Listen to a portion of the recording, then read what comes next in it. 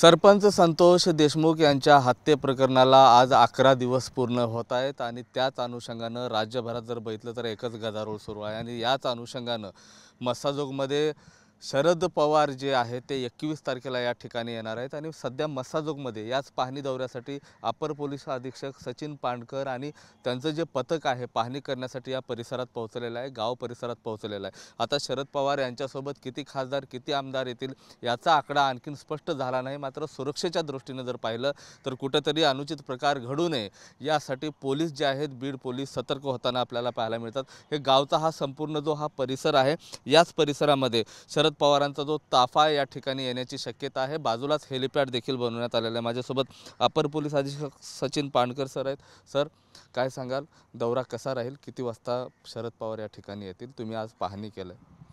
माननीय शरद पवार साहेब हे या ठिकाणी शनिवारी दिनांक 21 रोजी सकाळी 9:30 ते 10च्या दरम्यान इथे येणार आहेत। ते आल्यानंतर डायरेक्टली इथे मयताच्या कुटुंबियांना ते भेट घेणार आहेत, त्यांच्याशी संवाद साधणार आहेत। या अनुषंगाने पोलिसांचा बंदोबस्त आपण लावलेला आहे। SRPFचे 2 प्लाटून इथं आहेत, त्याचप्रमाणे RCP तसेच जिल्हा पोलीसचे अधिकारी 2 DYSP, 1 ॲडिशनल SP, त्याचप्रमाणे 4 PI आणि RCP आमचे 3 RCP असा बंदोबस्त आपण लावलेला आहे। असं साधारणतः किती पोलीस बंदोबस्त असेल, काही आकडा वगैरे सांगता येईल?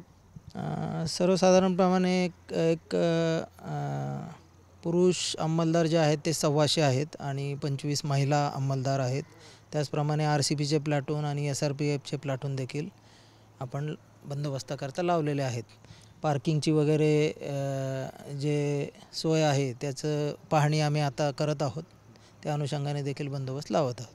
हा मुख्य रस्ता आहे केज लातूर आणि बीड, तर या अनुषंगानं वाहतूक रहदारी होऊ नये यासाठी काही वाहतूक वगैरे वळवण्यात येते त्या दिवशी?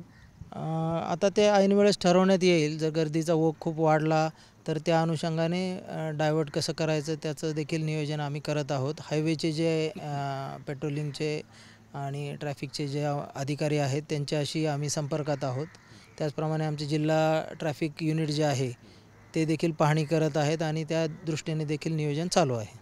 साधारणतः इथून किती दूरपासून हेलिपॅड वगैरे करण्यात आलेला आहे आणि किती वाजता येतील, काही दौरा वगैरे त्यांचा आला? दौरा टेंटेटिव्ह आलेला आहे। सकाळी साधारण 9:30 ते 10पर्यंत त्यांचं आगमन अपेक्षित आहे।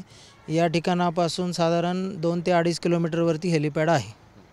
या प्रकरणात जर बघितलं गेलं तर 4 आरोपींना अटक आहे, 3 आरोपी अद्याप फरार आहेत। 1 आरोपी काल पकडला आहे, त्या प्रकरणात 9 दिवसाची पोलीस कोठडी देखील आहे। अपेक्षा आहे आणखीन आरोपी पकडले जातील, कसा तपास वगैरे सुरू आहे?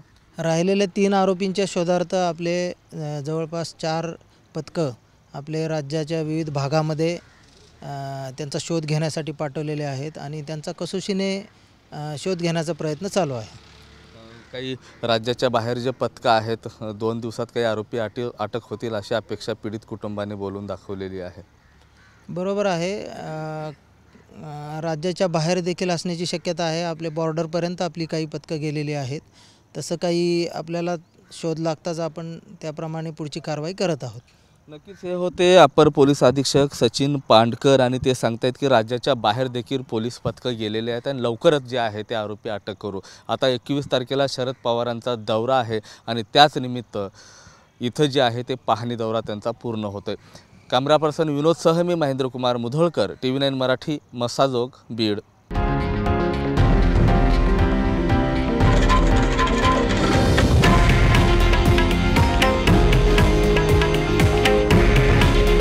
हे आहे देशातील नंबर 1 न्यूज नेटवर्क आणि आपण पाहत आहात TV9 मराठी। काळजी तुमची, हित महाराष्ट्राचं।